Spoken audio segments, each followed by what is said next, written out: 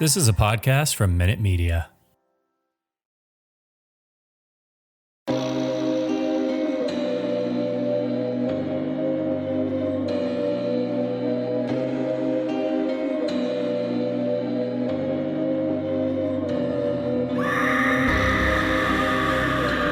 Hello, kitties. This is yours truly, the Crypt Keeper, and you're listening to Slasher Radio.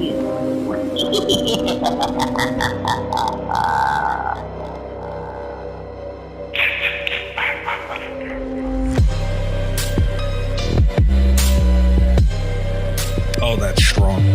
Welcome to Slasher Radio with the host Mikey Bones and Rob Humphrey. Dude, I like that shit. Yeah, it's annoying. How you doing? I mean, I'm doing fine, but why do you gotta like? I've known you for so long, and like I'm adding spice into our quote unquote relationship here, and you know, you don't even fucking care. I don't care for it. That's why. I'm grateful. All right, we're here for the finals of Murder Madness 2020. For the Lord Humphrey Cup. I've had a long week. My fuse is super short. All right. And I've dealt with you long enough already tonight, and we're just getting going here. The 5th annual Murder Madness. We are joined, as always, for the final episode of Murder Madness by a panel of judges. This is... I'm curious to see how this goes. We're joined by 2 Slasher Radio Hall of Famers, Amber and EyeRChris. Hello. How's it going? Happy to be back here for the final day of the Lord Humphrey Cup, where there's been a lot of fighting, fucking, and that's been mostly Dr. Chalice with the Oompa Loompas in the stands. I wasn't ready. Whoa. Hold on. What'd you say? Finger? All right. Fighting, fucking, and finger popping. All right. Only one of those got to get believed, but I have to note it because you people don't know how to act. Amber, thank you for joining us. Chris, thank you for joining us. And we're also joined by the infamous Darth Gregor. Hi, Greg. Hello, Michael. Hello, Robert. Hi. Hey, Greg. Yeah, well. The peanut gallery has a vote again, which is very bad for everybody. Like I said, we're wrapping up Murder Madness tonight. I'm sure we're going to be getting into some of the nonsense that has gone on with the matchups throughout this tournament. There's no nonsense. I don't know what the problem is. Everybody just needs to calm the fuck down. You just know you're in trouble. I didn't do anything. That's the thing. It's a vote. It's a vote. I'm only one vote, Mikey.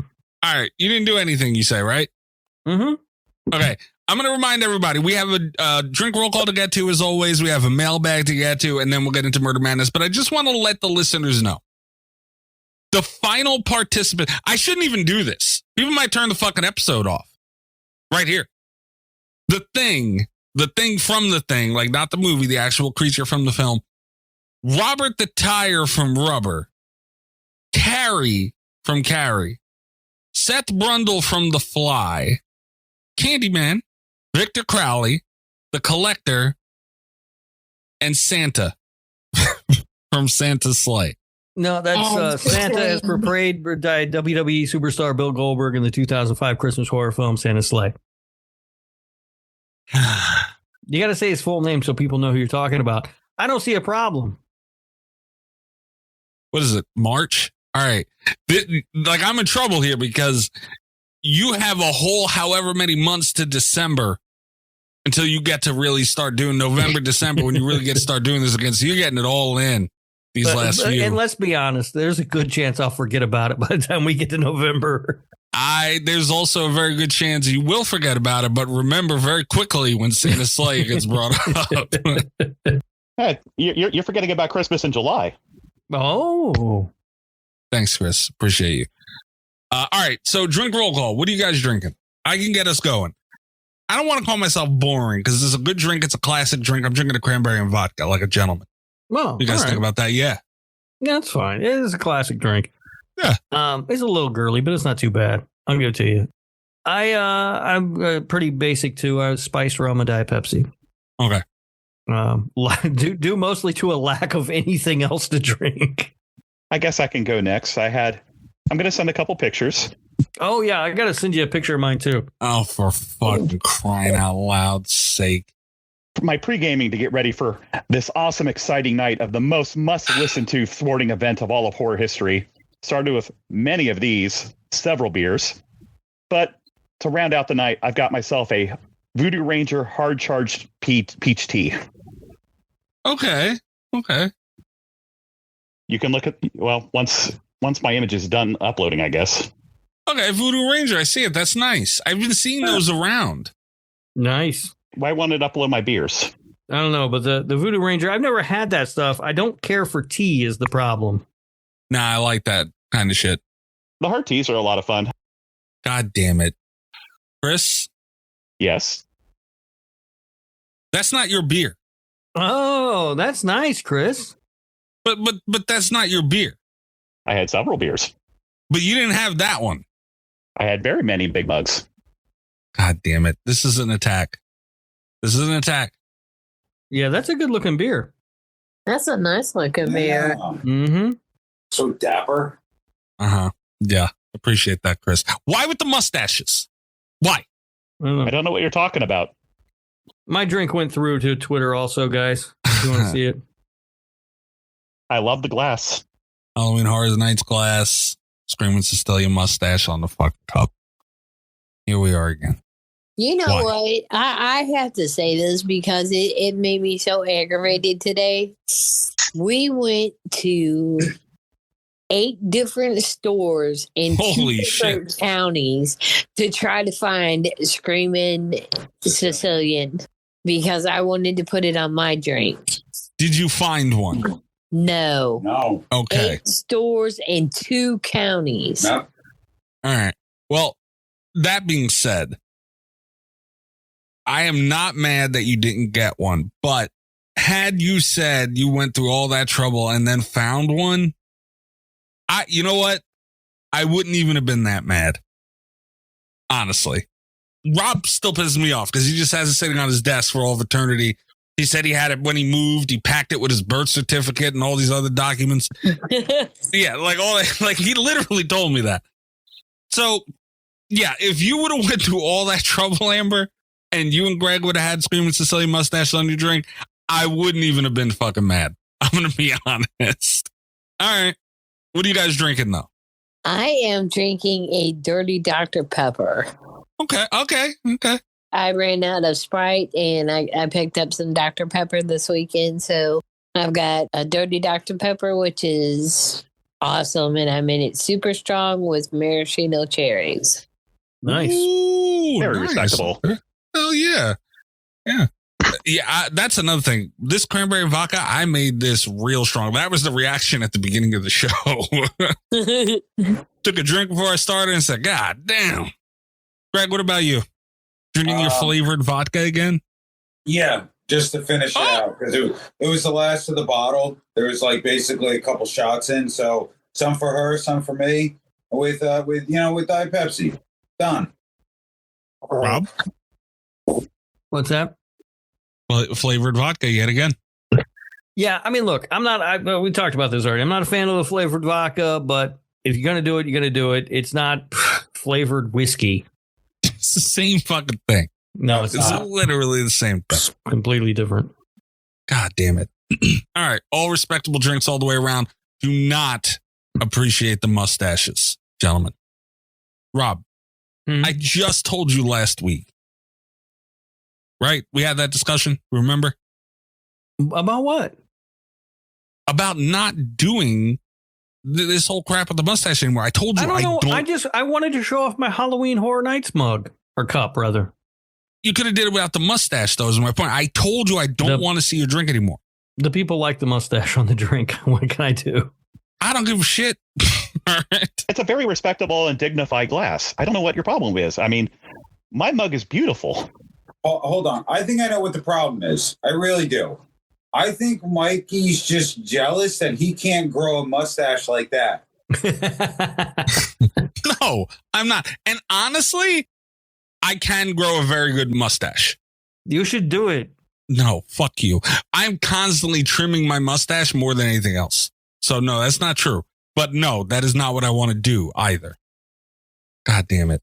Unfortunately, as I'm getting older, The curse of both sides of my family are kicking in, so half my mustache is already going white. Well, I passed that bridge a long time ago. Mhm. All right. Respectable drinks all the way around. Kind of, sort of. We have a mailbag. Trace the call. It's coming from inside the house. 917-397-KILL. That's 917-397-5455. You can send in a text message for the show. You can send in a voicemail for the show. You can join the Patreon. Patreon also is a good place to get into the mailbag. That is like pretty much taken over the mailbag. I don't even know why I say the fucking number anymore, but it is still an option. Ghostface reads all text messages, and any voicemails we get, we play them on the show. Hello, hosts and listeners, and welcome in Slasher Radio Hall of Famers Amber and Chris. And hi, Greg. Ghostface here with the messages for this week's mailbag. These messages are from last week's episode of Murder Madness. The first message is from EyeRChris. Amanda would make the wish stating that she wished that damn clown beat the djinn. Wish is granted, and Art guts Amanda and advances to the semifinals. Also, penalty on the field. Santa Claus, from the horror comedy classic Santa Sleigh. As portrayed, WWE superstar Bill Goldberg does not breathe fire. If you rewatch the dinner scene, he spits booze through an open flame. It is no more an impressive feat than a fire eater's performance at the circus. For accepting Greg's gaslighting from the Peanut Gallery. Mikey owes 2 Hail Tony Danza prayers, and Robert Humphrey must drink a highball glass of peach schnapps. Okay. A lot to get to here. Chris, you're here for this now. I am. What did I do? I never seen the movie. It's not my fault. You just immediately said, "Oh, he's a motherfucking dragon," What? That's what and they you rolled told with me. it. Fuck them, not me, is all I'm saying here. I didn't know any better. Rob did, though. It could have taken you 4 seconds. It could have taken you 4 seconds of prep to go onto YouTube and just look up every fight scene in Santa Sleigh starring WWE superstar Bill Goldberg. I mean, yeah, and you but would have saw that the dinner scene's literally the first scene of the movie. We watched the dinner scene on the fucking thing. Yeah, but I thought Greg said he breathed fire. I thought he was breathing fire. And also keep in mind, that would mean I would have to also watch all the kills for 63 other participants.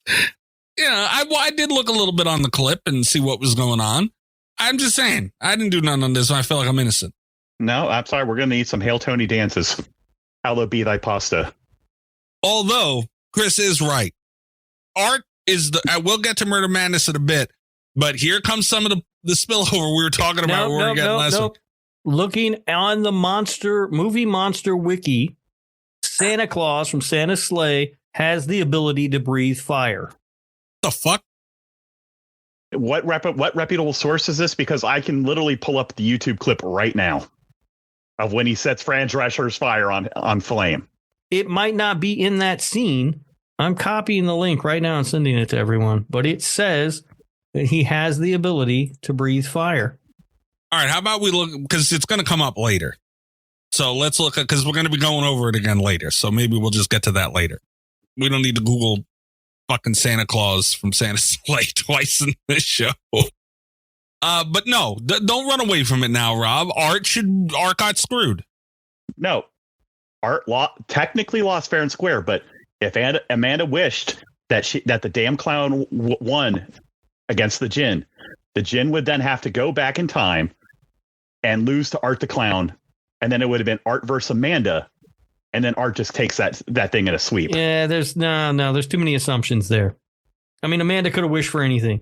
She could have wished that Jason Voorhees killed him. She could have wished that anything happened. No, that doesn't. Yeah, it's hard to get specific with the wishes, but I still stand by Art the Clown should have beat the djinn in the fucking first place. He can't talk. He can't make a wish. He loses. Sorry. You can still kill him. No, he can't. Art used Sienna's weapon, and Sienna's weapon is stated in war to beat anything. But Art doesn't have Sienna's weapon. We can't just run around. We don't give the Thing R.J. McCready's fucking flamethrower because it's not the Thing's flamethrower. Art the Clown uses it in Terrifier Part 2. It's part of his arsenal. Right. It is part of his lore. It's part of his lore. But it's not, because he stole it from her and then she gets it back.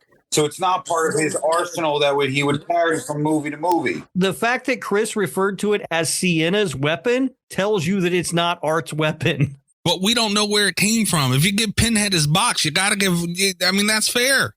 We don't know where the story's not done yet. Where do you think he got the canister of liquid nitrogen? He doesn't go to like a chemistry store. He fucking steals everything. Yeah, like that's part of what makes him so great. He's very resourceful. Sword. It's not his sword. He doesn't get to use it. Correct. He'd killed the shit out of that boring ass genie, and that I stand on that. He didn't. Art is gone, and Robert the Tire reigns. You're a son of a bitch. All right. God damn it. Anyway, see, and this is the type of stuff where when it comes up again, and this is what we dealt with a lot on the first Murder Madness, and it was just never ending. But so why do you got to keep reopening that wound, Mikey? It's true though. It's true, and Jason wasn't the only one. Not to bring him up. I'm sorry. Jason wasn't the only one. It happened several times. How about this, Chris? Does this make it better? Get to hear a little Jason. All forgiven? Well, I still need a little something for Tim, though. Yeah, I do want a Tim Button real bad. All right, next voicemail. Hold on. Dude, I don't know if it's coming up in the mailbag. Maybe it is. But, Chris, we made the right call on Jason and Carrie, right? They made the fucking movie. That's wrong, Chris. I'll give you that. No, because whatever her name was in the Friday the 13th movie was just Temu version of Carrie. Carrie, as you saw in the Friday the 13th video game, Jason stops a car. Carrie obliterates it. That's right. But Carrie, she couldn't harness her anything. And honestly, if it was like a raw untapped rage with seemingly limitless psychic abilities with no control, it's essentially going from a laser beam to a goddamn hydrogen bomb.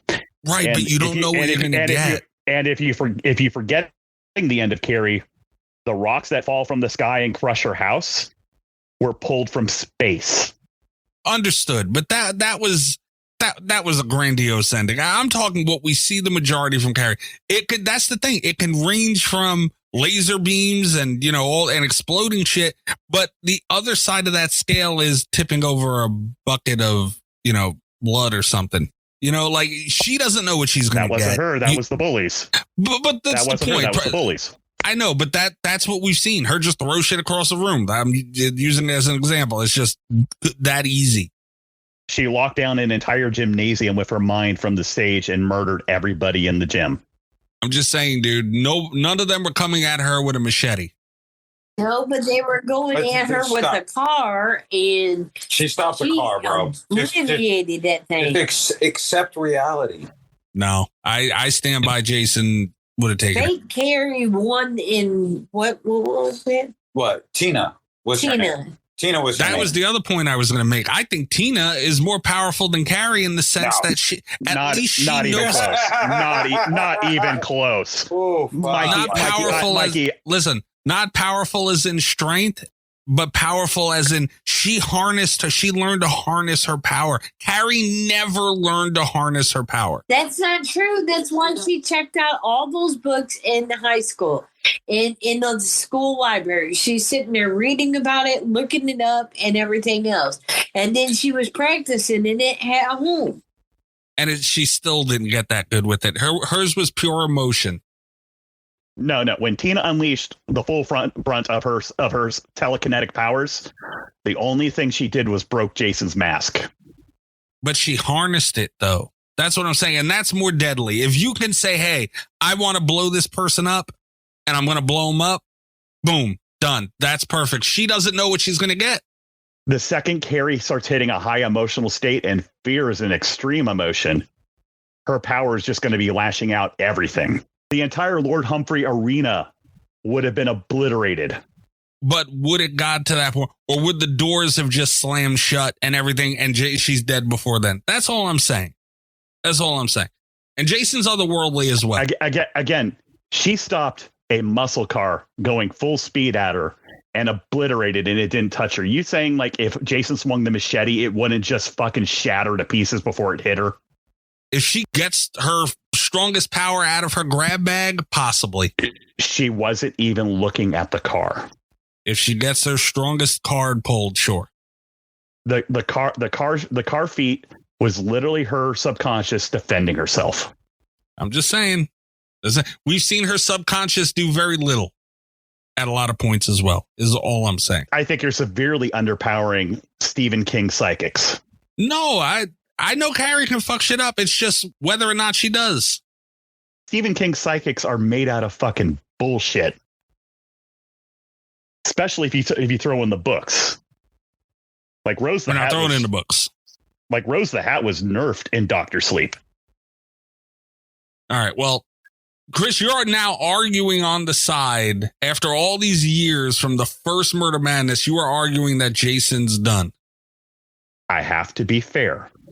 And when we started this in round one, when I was asking in the Easter eggs how we were judging this, it was all off on-screen feats. And the only one that Carrie can't beat would have been Uber Jason. You know, that brings up another point that's been tallied over these years. The Jason definitely should have lost to Pinhead then. If he loses to Carrie, I don't feel bad for the Pinhead thing anymore. No, because you literally let Cat bring in book bullshit. But he still loses. Pinhead never showed soul-destroying attacks in any of the movies. Yeah, but he showed ripping motherfuckers to shred attacks. And when has that stopped Jason? Nobody's done like Pinhead. Short of an RPG 7, nothing has stopped Jason flat out. No, but pulling him off, pulling his limbs off would stop Jason right off the bat. Sure. What's he going to use to pull the limbs off?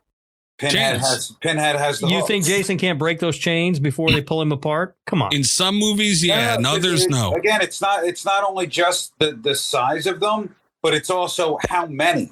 And Pinhead can pretty much unleash as many as he wants. All he's got to do is throw 4 at one arm, boom, it's gone. 4 at one leg, boom, it's gone. And now Jason's standing there like the Black Knight. Nah. And yet Pinhead got taken out like a bitch by a little tentacle holding a scalpel. Who'd Pinhead lose to? The Doctor in part 2. when the Doctor becomes Cenobite empowered from by stealing Leviathan's power. Yeah. He kills Pinhead by just shooting a little tentacle out with a scalpel at the end of it and slices his throat, and Pinhead's down. Well, yeah, but I don't think Jason's going to get there, is the point. The hooks are going to hold him. Jason has throwing knives. We've all seen it. It only takes one cut to kill Pinhead. When did Jason have a throwing knife? Part 6. Part 6. Part 6, when he's revived, his hunting suit has throwing knives all over it. And then he also has a harpoon gun. Yeah, but that's a harpoon gun. You got to bank that Jason can hit that shot. He's nailed every shot he's taken. I still say Pinhead. Rob, are you swayed by the Carrie argument? We see him use a bow and arrow in the remake. And we've seen Art use the Sienna sword. But that's not his sword. You just called it Sienna's sword. It's not Art's fucking sword if it's Sienna's sword. So it's not his. Jason don't got it. He just finds some shit too. You don't have anything. He just find a bow and arrow and arrows laying around. What the fuck are you talking about? Of course he brought it with him. No, he found the bow and arrow. He found a double-headed axe and just hucked it across a yard and killed a dude with it. Yeah. See, that's what I mean. The arguments go to, you can get as technical as you want, but we're all fair game. I do feel better about the Pinhead thing. If Carrie can take him out, Rob, does this sway you whatsoever? No, the Pinhead thing was bullshit. The Carrie thing was the right call. Michael, you just got out of the ring curse. Do you really want the grudge? I'm just being honest. The only reason I'm okay with the Carrie thing is because they made that fucking movie. We saw it, and it wasn't even Carrie. And Tina is just Timu Carrie. And that movie was originally supposed to be Freddy vs. Jason. All right, we're going to continue with the mailbag. The next message is from Spyro. I think the outright favorite for the tournament is now Santa Claus, as portrayed by WWE superstar Bill Goldberg in the 2005 horror comedy Christmas movie, Santa's Sleigh. Also, can Greg please send me one of these mustaches, please? Stream cosplay whenever Mikey drops in. God damn it, Spyro. All right, Spyro. You're coming along, Spyro. I like it. I appreciate the use of Santa Claus as portrayed by WWE superstar Bill Goldberg in the 2005 Christmas horror classic Santa Sleigh. I appreciate the use of his full name. And God damn it. Also, yes, the mustache thing is a great idea. We will do what we can to get you one, sir. Spyro, no. I do like going into Spyro streams. I enjoy it. Mecha Spyro on Twitch. Everybody needs to go check him out. He plays a bunch of different horror games. So it's not like, just a DVD streamer. He plays a bunch of different shit. Very entertaining, very fun. Do not want to see a Screaming Sicilian mustache, though, Spyro. What the hell, man? Now hear me out, Mikey. And you're leaving a lot of money on the table by not doing this. How about a Slasher Radio branded mustache? I have dignity. But you also like money. I have dignity, damn it. I do not. And those will be available shortly. God damn it. Why are we here? Okay. Next message. The next message is from Carly. I do not like all these arbitrary rules about what liquor can be flavored and what can't. Mikey, keep enjoying your flavored whiskeys. There you go. Carly, stop being wrong. Stop it. No. Knock it off. Carly's correct. No, everybody needs to leave me alone. Yeah, everybody needs to leave me alone. And it's just a drink. Leave me be and let me enjoy it. If you're confused about what can and cannot be flavored, just ask me and I'll let you know. No, I'm not interested. Greg, that goes for you too. Carly I'm just going to take a sip from my delicious peach hard iced tea. That's right. See? Nothing wrong with it. Peach tea is a thing, though. So is flavored whiskey. No, it's not. No, stop it. Well, Carly has my back, and I appreciate it, Carly. Thank you very much. Carly also never got back to us about the Art the Clown thing. What Art the Clown thing? She had commented in the last mailbag, maybe the one before that, about me being biased for Art the Clown and his matchup. Mm-hmm. I wanted to know her thoughts on, how she thought it was going to go and everything else. I don't know, but I do want to hear about it. No one knows what Carly thinks. It's true. Next message. The next message is from Mystic. Makes you feel better I'm vegetarian, so I don't plan on buying a Screamin' Sicilian pizza. Also, Arizona Hard. LMAO. Yeah, Arizona Hard's a thing. Mystic, just go in and steal the mustache off the back of the box. It's fine. Mystic, don't do that. And I'm sure they have a veggie pizza, probably. Mystic, don't do that. Don't do any of those things. I mean, if you're just a vegetarian, now if you're vegan, obviously that's a whole different thing. But if you're vegetarian, I'm sure you can get you a veggie pizza. I mean, you get a plain cheese. Yeah. I guarantee you they got that. Yeah. And then you're good. I'm sure there's like a green pepper and onion. Yeah. Then you got yourself a mustache and you're looking good. You're styling like everybody. Mystic, please don't do it. You're the only one that has one. What do you mean everybody? Well, like me, like the important people. Wow. All right. Mailbag stuff continues. The final message is from Oi Tim. Art being eliminated by the Wishmaster is bullshit. Art doesn't speak. How's he meant to make wishes? Also, I would like to formally apologize to EyeRChris. I know I'm coming in late, but I've been hiding for the past 2 weeks since Chris said he was coming for me. EyeRChris. I'm sorry. I never meant to hurt you. I never meant to take your pick. But please don't hurt me. Wow. Still in his crawl space, waiting for him to fall asleep, then throwing drop bears onto his head. So wait a minute. This goes back to the first week of Murder Madness, where Chris hardcoreed Tim and everything. So you don't accept this apology, Chris? Nope, that fucking knows what he did. Whoa. He's gonna get it. Coming for you, Tim. Right. Coming for you. I'm gonna change all your alarms on your phone to be the grudge noise, and it's gonna go off every 5 minutes at max volume. That's some sadistic shit. Could you imagine?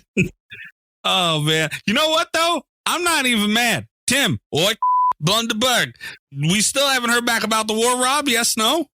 Nothing. In fact, wow. I think maybe it's off. I don't know. There's been kicking around the idea of having me come on their show to yell at me for not liking movies that they like. So that might be a thing. I don't know. It sounds like you're being ambushed and attacked though. Like, has it really ended? I don't think it has. Might be a thing. I don't know, but no, nothing really on the war front. So I think we might be in the clear there. We may have. No, you got an update on the war front. I'm going in guerrilla style. See, that's the thing. Now, what do we do, Rob? Because all that happened was Tim threw a shot. I think I put together and Tim. It's the same word. Tim. What did that just be? God damn it. Threw a shot with the grudge. And we didn't do anything back. So, like, now what do we do? I think we can weaponize the shit out of Chris. Why not? Everybody wins. We might have to, but I don't know. I mean, I don't know.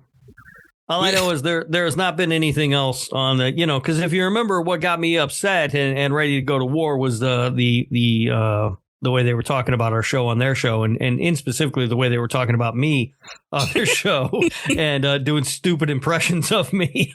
If you want revenge, you can always gift me a sub to their Patreon.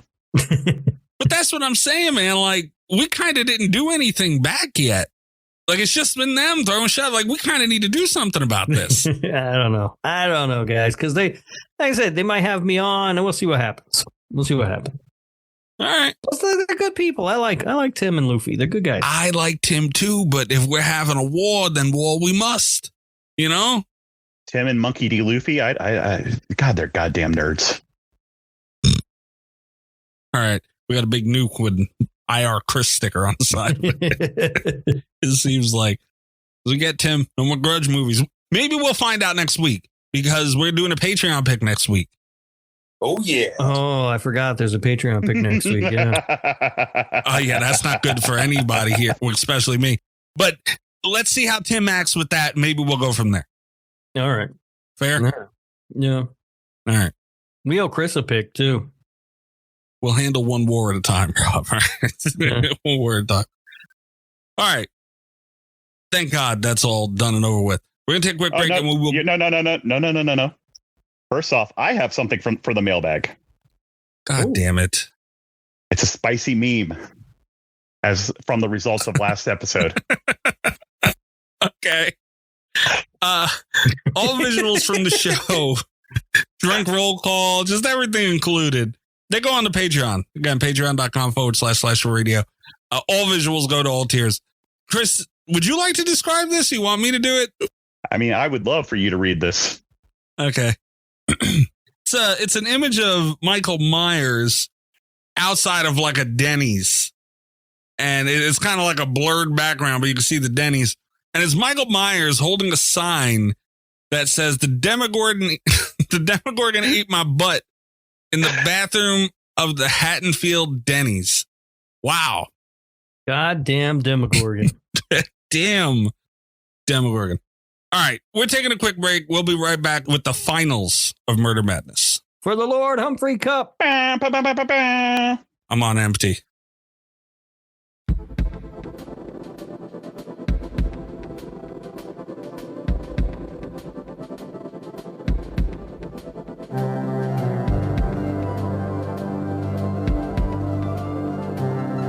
Okay, we are back. It is time for rounds 4, the semifinals and the finals, I believe, if I'm picturing the bracket correctly in my head. I mean, I did send a picture to the group of the board and how it stands. So if you just scroll back a little bit more to the very first picture, you'll see the board. God damn this board. All right, fair enough. I was really hoping there was going to be a mustache on the board. I hate you. First matchup. We got The Thing from The Thing going up against Robert the Tire. And for the upper left quadrant. Thank you, Greg. Do whatever you guys want here. I do. Oh, by the way, real quick, too. We have an update. Shout out to fishlore.com for an update on the shark and tire thing, but fuck deeperblue.com.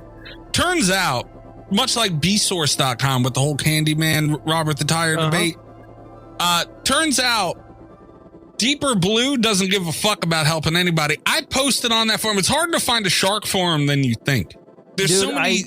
I remember. What? Remember when I sent messages to all those shark experts on Instagram? Yeah. It was because I couldn't find a good shark forum. Yeah. There's too many sports teams with the name shark in it is the problem. Because I see a lot of those.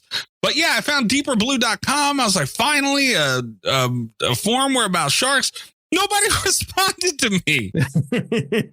Not one fucking response. Hard to believe they didn't take this seriously. Yeah. So shout out to bsource.com. Shout out to fishlord.com. Fuck deeperblue.com is what I took from all this. So yeah, they kissed my ass, Deeper Blue.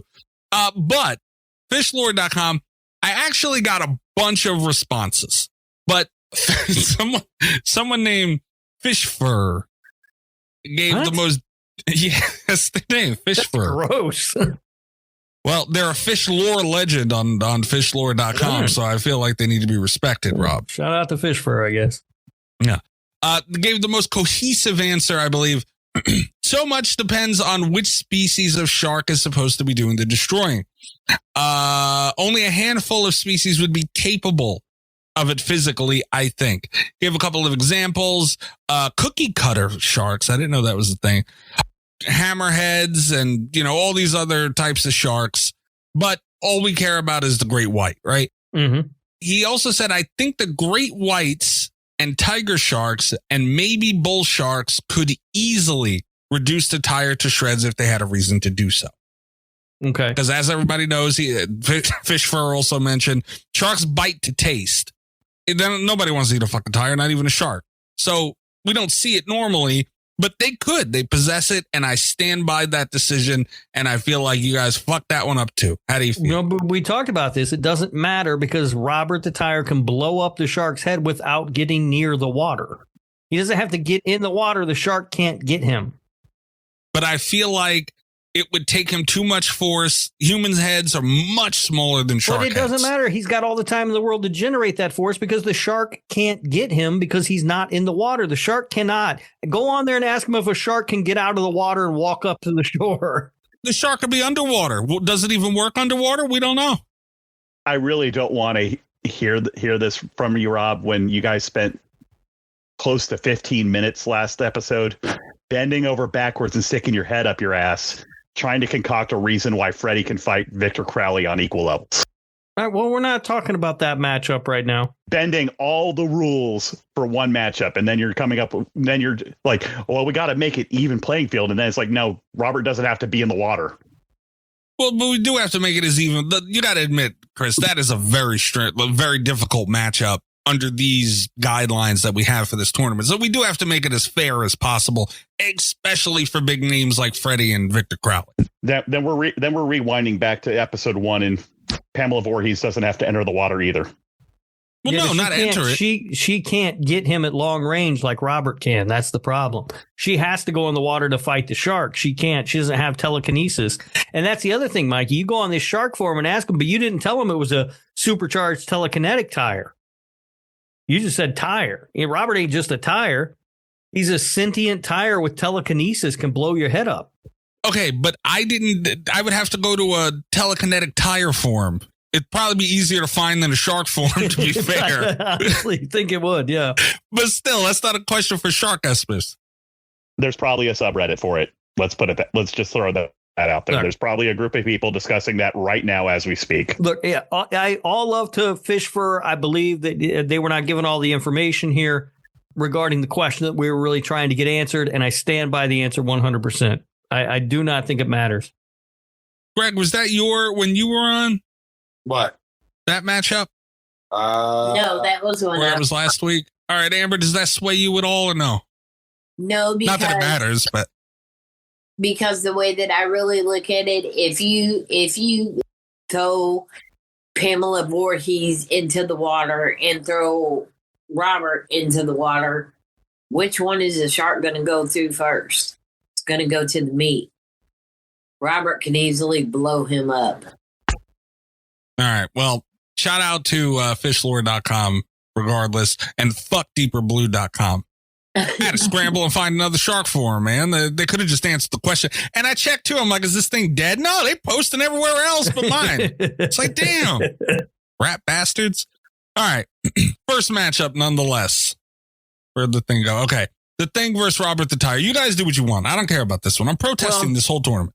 We have two interesting problems here. One is I don't think Robert the Tire can blow up the Thing's head because the Thing doesn't really have a head. But we've been going along throughout this whole tournament with the Thing, and it's being like all he has to do is touch somebody, he assimilates into them. But can he do it with inanimate objects such as a tire?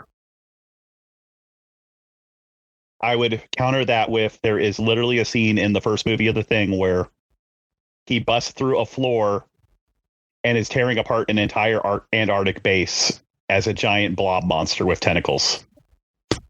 Well, Robert the Tire doesn't have an asshole to finger pop. He's going to be torn apart because Robert just does not have the firepower to deal enough damage to completely obliterate the Thing. Anybody else have thoughts? Because if you think I care about this matchup, I don't know why Robert the Tire's here, so it's hard for me to argue one way or another. Robert the Tire's here because he's an awesome horror villain. You're a son of a bitch. I honestly, looking at it kind of in both perspectives, I think that the Thing would overpower Robert because Robert's not going to be able to do nothing to the Thing. All it's going to do is find another source to run to. Look how it went through the dogs. Look how it went through all the people there.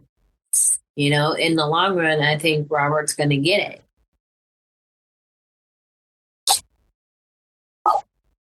I don't think. I kind of agree with Chris. I don't think Robert has the firepower to blow up the Thing.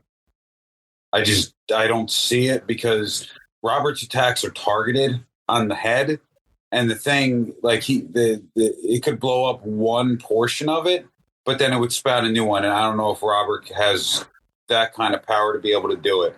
I mean, my vote would be the Thing. I just think that the Thing would overpower it. All right. So is everybody voting the Thing? Sure. All Everybody right. on board? Pour one out for Robert the Tire, I guess. Thank God. It's a sad day. It's a sad day. Don't be too excited, Mikey. Here, I mean, this is your brand, your show. Yeah, Robert Tire shouldn't. I told you, shouldn't have been this far. Like, it's ridiculous. I'm glad he's gone. I don't feel bad. Yeah, the Thing. Sure, why not? Thank God. This is your Dr. Chalice crap all over again, Rob. No, Dr. Chalice earned it. I still think Dr. Chalice beats Ripley, but you guys are crazy. I mean, right. I'm currently looking out in the crowd, and I'm pretty sure Dr. Chalice just sprouted tentacles. So, I mean, the Thing might be a problem here. All right, next matchup. Carrie versus The Fly. In the lower left quadrant. Thank you, Craig. You're welcome. Winner of these matchups go on to the semifinals, by the way. How many more to the semifinals? Well, there's this one and then two more.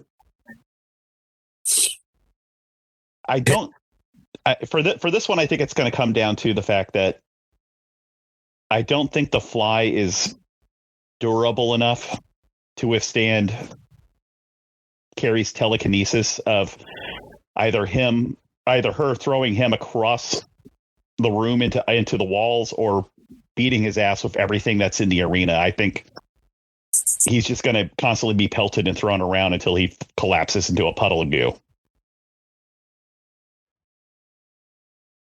Yeah, and I agree with that because I think Carrie would set him on fire. And I don't think she would allow something like that to get close to her. I mean, look what she did at the prom, how she handled everything. She could squish him in between the bleachers. Yeah. I mean, if it was human Jeff Goldblum before he mutates into The Fly, maybe he can get close. With that raw animal magnetism, but I don't think he's going to be able to fuck his way through this. No. But again, though, you guys are acting like Carrie all those acts are just things happening around her. They're not intentional. And this was my argument with Jason. And I'm picking the Fly, and I stand on it with the Fly. He's very fast as well, which is another advantage for him. But all of her acts are not intentional. You know, like I say, I've been saying it. She doesn't harness precision. You could argue about everything she did in the gym was intentional, because everywhere she looked, doors were slamming shut, fire hoses were being ripped from the walls. Right. But she was directing her anger at everything. Yeah. Okay. And that's the point, though. She could slam all the doors and set off all the hoses and make shit fly off the wall all she wants. If she can't kill immediately, she loses. There's not going to be enough time. One door will slam and the Fly will be on her and she will be dead. Yeah, but also look what else she did. She basically electrocuted a lot of the people. You know, she had those live wires running around, had the water. No, that Fly don't stand a chance. I'm sorry. He got his ass swatted. The entire arena is her weapon. Right, but she's not intentionally doing everything that she's doing. She's just emotional, and her power is setting things off around her. But again, it comes down to the fact that without even looking at or acknowledging a car, she stopped it before it could touch her. And essentially, you're like, if you're talking just her power completely unleashed, uncontrolled, the Fly's still going to have to basically find his way through a telekinetic hurricane. Yep. I think you can do it. Again, you guys are, when she does pull that card, like, it's not always that strong, though, is what I've been saying. Like, sometimes it's a door slam. It ranges from blowing up a car to a door slamming shut. When it comes to power scaling and with death battle style matches, you have to take the characters at the strongest that they're shown. And they're also bloodlusted. You have to take them for what they are. And she was not always very strong. I'm picking the Fly. I stand by it. Rob, do you have thoughts yet? Unfortunately, I do not. My initial thought was that Carrie was going to win, and I'm trying real hard to find a way to keep the Fly in this thing and not Carrie. I truly believe that, dude. It goes from, who knows if she gets him on one shot. And if she doesn't, she's dead. And I always go with higher percentage. Yeah, I'm having a real hard time, honestly, making an argument either way for either one of them. Because I also feel like I don't know that her powers are going to be as effective on him. That's the thing too. He has that, that hair and shit. I mean, yeah, he's not exactly human, at least, right? But him not being human doesn't affect telekinesis, because that's essentially just she's grabbing shit with her mind and throwing around. She could pick him up and whip him by his leg into the roof. Will she, though, or will a door slam shut? No, I think but that's a valid argument. I know, but it's still funny. It's true. She tried to grab him by the leg and unties his shoe. Right, that's what I'm saying, dude. Like, she doesn't know what will happen when her powers are going off. She does not know most of the time. Yeah, but it's just energy. That makes her more dangerous. It could, very well could, but fucking wild card, I agree 100%, but does she pull the card out of the deck like I was talking about with Jason? And if you don't, you're fucked. Yeah. You're treating Carrie's powers as if she's not like a sniper rifle. It doesn't matter. She's a goddamn fully automatic shotgun with her power. It doesn't matter where she's aiming. She's hitting everything in her line of sight. She's a power hitter in baseball. Yeah, you got to be careful. If you're not careful, they do possess the ability to knock one out of the park. Absolutely. But they also have the chance of striking out. Carrie's baseball to me. That's Carrie is baseball. Carrie hits more home runs than she strikes out. So Carrie easily wipes the floor with the Fly. Well, I wouldn't say easily, but I am kind of leaning Carrie. All right. I mean, I do kind of feel like she could drop something on his fucking head. Something could fall on his head in the middle of all that, sure. Yeah. Yeah. I don't want to, because I like the Fly a lot more than I like Carrie. but it feels like Carrie to me. Okay. 4-1 Carrie. Yeah, Carrie. Yep. Yeah. All right. Carrie moves on. All right. Next matchup. Okay. We actually have a discussion here. Well, wait. Which quadrant is this? Oh, top right quadrant. Thank you, Greg. Thank you. I was going to be really confused if we didn't clarify that. Good question, Chris. Good question. Candyman versus Victor Crowley. Why? Because that's how tournaments work. Yeah. The random seed is a bitch. I mean, at this point, they're all tough, you know? I mean, I've gone first a couple of times, so unless somebody wants to speak up first, I can give my opinion. Okay. I mean, if I knew what my opinion was, I would give it, but I'm having a hard time. Okay. I mean, I'm leaning one direction. I mean, I could potentially be swayed, but I'm leaning Candyman for the very simple fact that he's got bees. And if the bees swarm Crowley and inject him with enough bee venom, could put him down. I don't.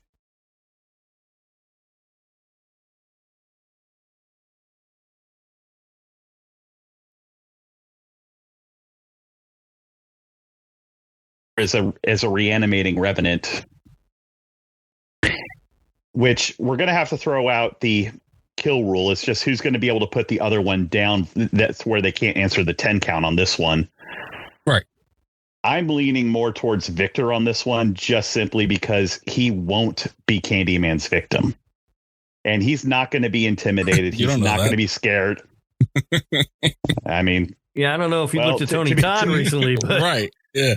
To be fair, we discussed this the first time in the deleted portion of episode 1. Technically, Victor Crowley killed Freddy Krueger. And in part 2, he does kill Candyman by ripping his spine out. It's hard to say no to that. You know, like it's really hard to say no to that. But Candyman has a lot on his side. He's invisible. He seems to be pretty agile, you know, but this is the thing for me. Is he quick enough to avoid Victor Crowley while doing enough damage long enough to kill Victor Crowley? He's quicker and he's smarter. The counter argument to the speed, the counter argument to the speed, though, is Victor Crowley literally pops up behind people while they're actively being looked at. He's essentially teleporting behind people, which equates to almost infinite speed if he can teleport. Yeah, but so can Candyman to a certain extent. Candyman also has that ability, so they kind of nullify each other. Again, I mean, I hate to keep going back to the bees, but even if the bees just kind of swarm around Victor's eyes so he's blind, Candyman gets behind them, hook in the neck, and rips off his head. I don't think Candyman would be that strong to counteract a fighting Crowley. No, because that's what I'm saying. Because the second Crowley gets his mitts on you, yeah, it's over. Tough. The hook is being torn from the socket with the entire arm. And will that hook? And then he's beating Candyman to death with his own arm. Will that hook kill Victor Crowley as well? Is the question. And I don't know. Like it would take several shots from Candyman. Considering the amount of punishment Crowley takes throughout all 4 movies, I don't think Candyman can deal enough damage fast enough. I don't think so either.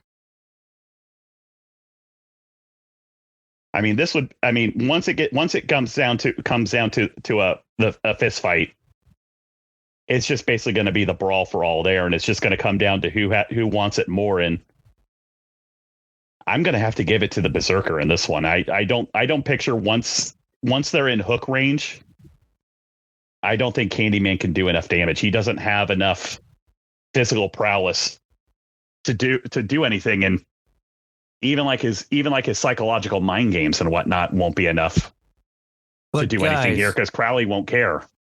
I really don't want to eliminate Candyman. Does that count for anything? No, fuck you. It doesn't. that goes against the established rules from episode 1. Because if that was a card we could pull, this would be a very different goddamn tournament, is what it would be. All right. I don't know what the fucking problem is. We got a solid 8 here. You know damn well. But you know I don't want to get rid of Candyman too. Like I hate this. Here's what I'm hearing. Mikey hates Candyman and Tony Todd. That's not funny. But where are you, Rob, on this? Other than what you don't want to do. I don't know, man. I still feel like I'm in the middle here. I don't know. Because like I don't want to eliminate Candyman, but I also like Victor Crowley. So it's not, you know what I mean? It's not like he's losing the fucking Demogorgon. Right. Goddamn Demogorgon. In the bathroom of a Denny's. I'm trying real hard to come up with a way that Candyman could win, and I'm struggling. Because I don't think the bees are enough. I don't think the hook is enough. And that's kind of Candyman's bag, you know what I mean? The problem is he has to do damage while avoiding anything practically from Victor Crowley, and I don't think he can do that long enough. And you got to factor in the amount of damage Crowley takes in some of those movies. Like in part 2, he's taking fully automatic machine gun fire. An RPG-7 goes off 5 feet behind him, and he just shrugs it off. But I really don't want to eliminate Candyman, guys. I don't either. That and I don't think the hook beats a 7-foot-long chainsaw.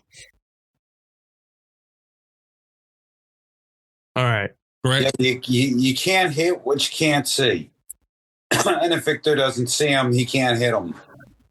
But he's going to see him eventually. Once the hook is in Victor Crowley's body, he can put hands on Candyman. And once Crowley has hands on somebody, it's over. Amber, he's been shown to be able to just rip people apart. Honestly, it's hard because I really don't want to let go of Candyman, but you're talking about a reverend. You're talking about something that is basically unkillable. And with Victor Crowley being Victor Crowley, you know, he's kind of, and I hate using this word because people are like already coming at me for it, but he was simpleton, but he was brutal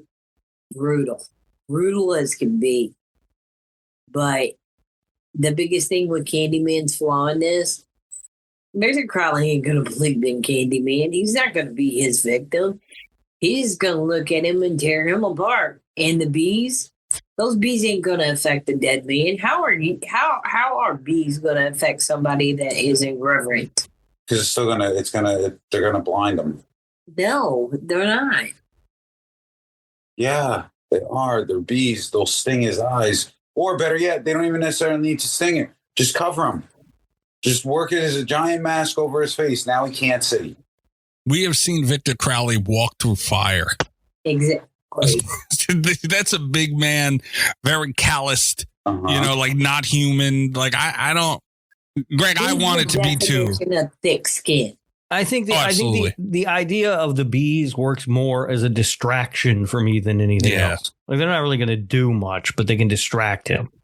Yeah, I mean, and even at that, just looking at Victor Crowley's kill count, like he's killed Freddy, he's killed Jason, he's killed Leatherface, he's killed Candyman. God like, damn, dude, Victor Crowley doing work in this motherfucker though. No way. Yeah. Oh my God. I just realized that. That's true. He's taken out. He's like the fucking legend killer.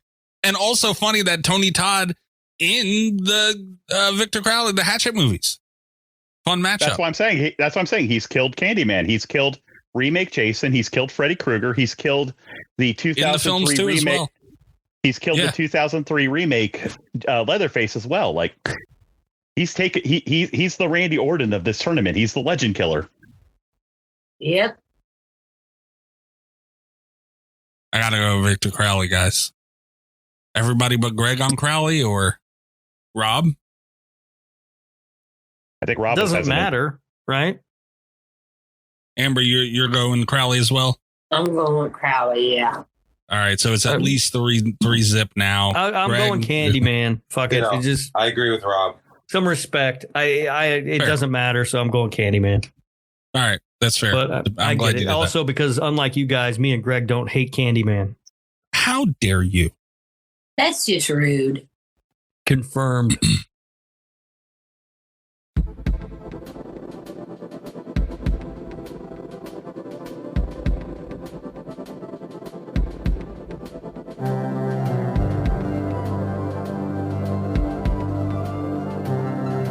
All right. Next match. Fuck me. That one hurts more than Robert the Tire. I got to be honest with you. Like, I was kind of proud about how far I got Robert the Tire anyway. See? But now, fucking Candyman, that one hurts. All right. Last matchup for round 4. Fuck me. Quadrant the Collector.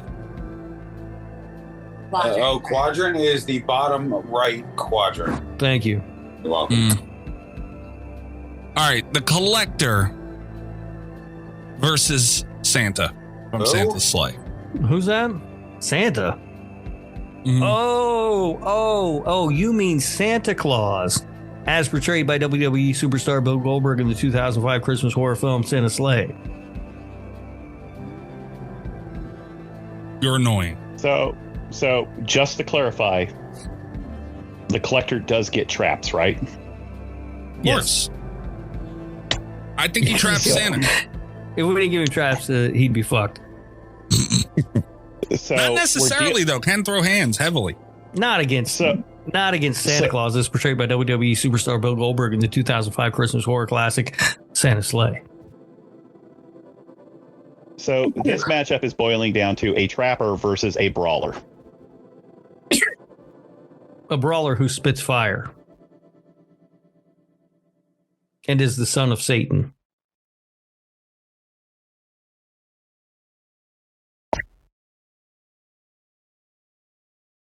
Wow. If it was, what do you mean? Wow. If it was just the Collector movie, I would say hands down, it's Santa. But with the collection, where the traps are a lot more deadlier and intricate, he catches Santa. Santa's just coming down fucking chimneys and shit. He's dead. Come on, guys. What are we talking about here? I mean, there'd be an argument that he probably would trap the chimney. Absolutely trap everything. And Santa's just going to fucking barge in like the goddamn Kool-Aid man in a Santa outfit. He's dead. I'm trying to remember if there were any durability feats in Santa's Sleigh. Well, we happen to have the monster wiki that we can check to see here. As far as powers. The thing is, I don't think anybody throws a goddamn punch in that movie other than Bill Goldberg. So here are his powers. He has Santa powers, surprising agility, is able to breathe flames, is immune to firearms and man-based weapons, is very knowledgeable despite his brute appearance, has a bag full of Christmas-themed weapons, such as large Christmas crackers, smoke bomb, and candy cane-shaped glow stick, and countless others, is the son of Satan, so he can send people to his father, and he has an armored sleigh. All that being said, Collector kills him, dude. No, I don't think he does. I don't think the Collector traps him, and I think Santa Claus is portrayed by WWE superstar Bill Goldberg in the 2005 Christmas horror classic Santa's Sleigh, gets hands on him, and once that happens, it's over. Are you happy you've done enough getting him this damn far? It's not true. The Collector, even for not even the traps, very, very, he's fast, he's strong, he's brutal, he has a sick fucking mind, he's very precise and calculated. Even in an ass whooping contest, I think he whooped Santa's ass. He doesn't whoop Santa's ass in an ass whooping contest. You're just wrong. I'm telling you, dude. Putting Jeremy Melton up against Victor Crowley. Pissy pants, bloody nose and all. I stand by Collector. In a fist fight, this would basically be Rey Mysterio versus Goldberg. And I don't think so. I think it's Steve Blackman versus Goldberg. Yeah, that's why I brought it all the way back. I don't think that. No, Collector's smaller and skinnier.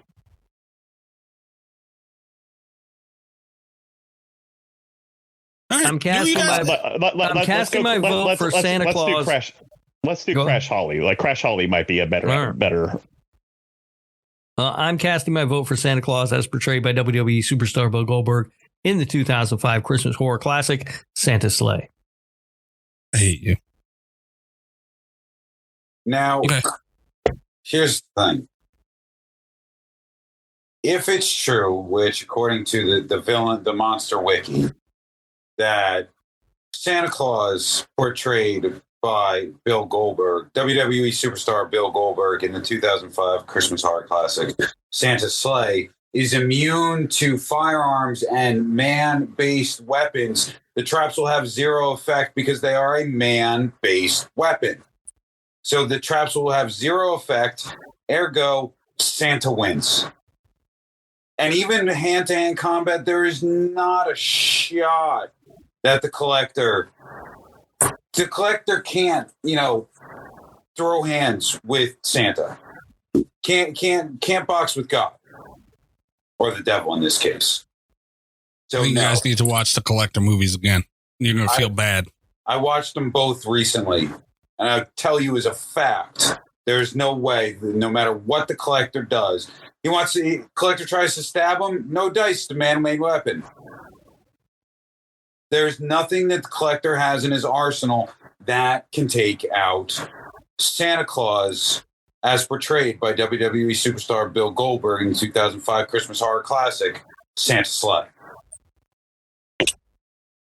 My thing is, I'm trying to think of the goddamn movie, and I'm trying to think of any scene where the durability comes in, and I'm drawing a blank on that one because I don't remember anybody actually physically fighting Santa. One guy tries to physically fight him, but he just gets speared through a deli counter. Amber, where are you going? Do you have Chris Kattan throws up a kung fu stance and then gets punted into the wall? Amber, do you have a direction you're going yet? Confirm? Yeah, but I'll be honest with you, I'm too drunk to do the whole Bill Goldberg. Thank God. But I'm going with Bill Goldberg, Santa Claus. God damn it. All right, Chris, well, it doesn't matter. But do you have one yet? Do you want to just throw one out there? I'm kind of leaning like, unless a wheat thresher blade descending from the ceiling doesn't count as a man-made weapon, it's just a tool. And there is biblical precedent for swords to plowshares. I'm still kind of leaning it's going to come down to a fist fight, and I think Santa's taking this one. God damn it. All right. Santa moves on. Are you fucking happy, Rob? Are you telling me that Santa Claus, as portrayed by WWE superstar Bill Goldberg in the 2005 Christmas horror comedy classic, Santa's Sleigh, is in the final four? Moving along. That's what it sounds like. Yes, he won the lower right quadrant. This might be my greatest achievement of all time, guys. You guys happy? This is what you helped him do. He's doing it on purpose. You guys are falling right into it. I am constrained by the rules set forth for the tournament. Yeah, but it's for the Lord Humphreys Cup. This is for the McDonald's Sippy Cup, is what this has turned into. Better than a Burger King. Is that when you put your blackberry whiskey in? Yeah, if I had a McDonald's cup right now, I've been on record as saying that's the best way to drink anything. McDonald's cup, you damn right. All right. Next matchup, in the first matchup of the semifinals, The Thing against Carrie. Left side of the bracket. Somebody's going to the finals, guys. Yeah, this is for the finals, these next two matchups. It's tough. I think I'm a hard lock on this one unless somebody can convince me. Well, tell me what because I need help here deciding which way to go. In the movie, which we agreed that we have to use the movie feats, Carrie's main offensive tool is telekinesis. That is her primary skill set. Agreed. And short of the car feat, and that was mostly her putting up a telekinetic wall that the car destroyed itself on, I don't think she has anything in her skill set that can destroy the thing down to the cellular level, because in the movie, it's stating that even one cell of the thing is enough to infiltrate and take over a biological entity. Okay. So unless she can atomize the thing, I don't think she can kill it. Chris, can I ask you one question about that, though? Sure. He has the ability to have pyrokinetics.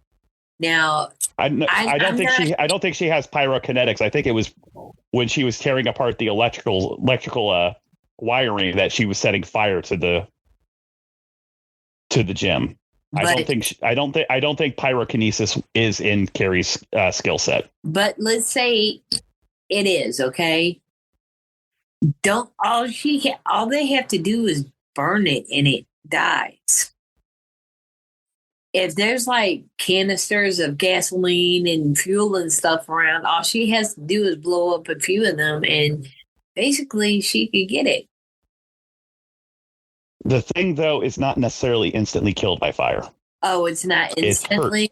It's hurt by fire because it's technically destroying its biological material.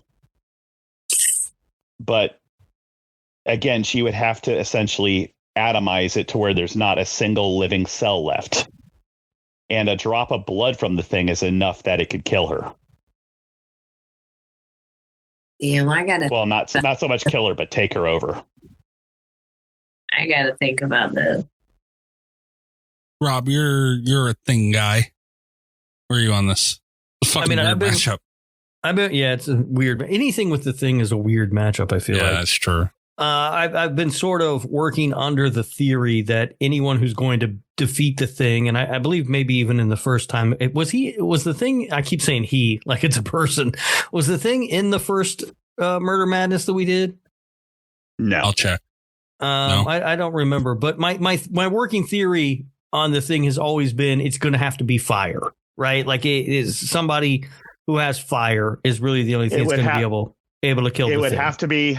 It would have to either be fire, a large amount and strong enough acid, or you would have to utterly freeze it to where it's basically forced to go into hibernation again. Oh yeah, the freezing. I guess that works too. My point being though, I think that you're right, Chris. I don't think she has what is it called? Pyrokinesis or whatever the fuck. Pyrokinesis, yes. Yeah, I don't think that she had that. I think you're right. I think that was coming from the electrical, the wiring or the outlets or whatever, which presents a major problem for Carrie because I don't think that she can do it. She can throw as many things as she wants at the thing. It's going to just keep coming. So that's kind of where I'm standing. I would be willing to hear arguments in another way though, because the thing is turned into sort of this super powered thing. And that's what I kind of hate in these tournaments. And I'm always looking for a way to get them out. I just kept hoping. The problem is we introduced a juggernaut. Yeah. And the wheel didn't throw anything that could even slow him down up to this point. I just kept hoping it would come up against something that had fire abilities and it has not. So if according to the same Villains Wiki. Carrie White's powers include telekinesis, telepathy, levitation, geokinesis, electrokinesis, pyrokinesis, extrasensory perception, high intelligence, and sewing. The sewing is gonna get. And now we didn't factor in the sewing. That is I think what's really going to take the thing out. But she does have pyrokinesis. Because the sewing needle did slow down Michael Myers for a while. That was a knitting needle, wasn't it? I think so. I think, yeah, Laurie stabbed him in the eye with a knitting needle. Yeah. So according, also just backing up what Greg said now, according to Google, in the 2013 movie adaptation of Carrie White is shown to have pyrokinesis. But is her pyrokinesis? But are we factoring in the remake, or are we only using original Carrie? Because we were only using Universal Monsters for this whole tournament as well. Oh, still not sure. And if she has pyrokinesis, is it strong enough to take out the thing on a molecular level to burn it to the ground? And it would have to be a large enough and hot enough flame, but yet she would still have to somehow survive it as well, as it's charging her. And in the 2000 whatever The Thing movie, which is a prequel to John Carpenter's The Thing, it's literally shown charging through flamethrowers. Yeah, according to the Stephen King wiki, the pyrokinesis is unique to the 2013 movie, although it is hinted at in the 2002 movie. I mean, if we're going with the original, we're only going with the 76 Carrie. As powerful as she is, I don't know if she's got enough juice.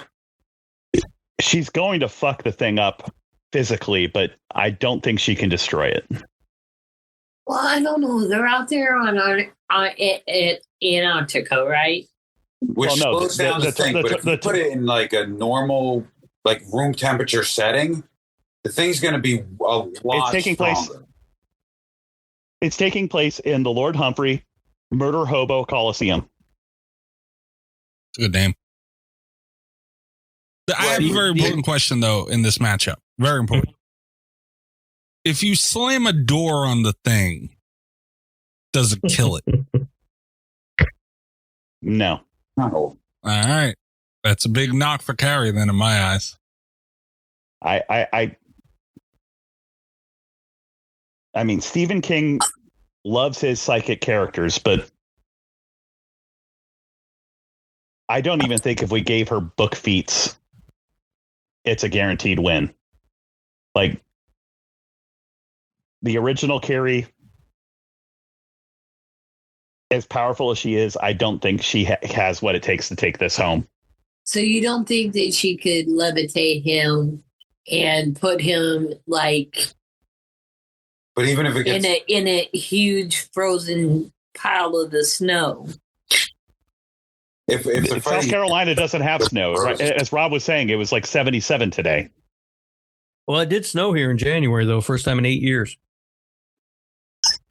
But while she can pick up the thing with telekinesis, that's not to say, though, like it doesn't pop its pinky toe off and it turns into a spider and starts chasing her down. Yeah, I think I'm voting for the Thing. I think the problem is we put Carrie in this tournament and not Firestarter. Nah, there's always next year. I don't know what the fuck to do here.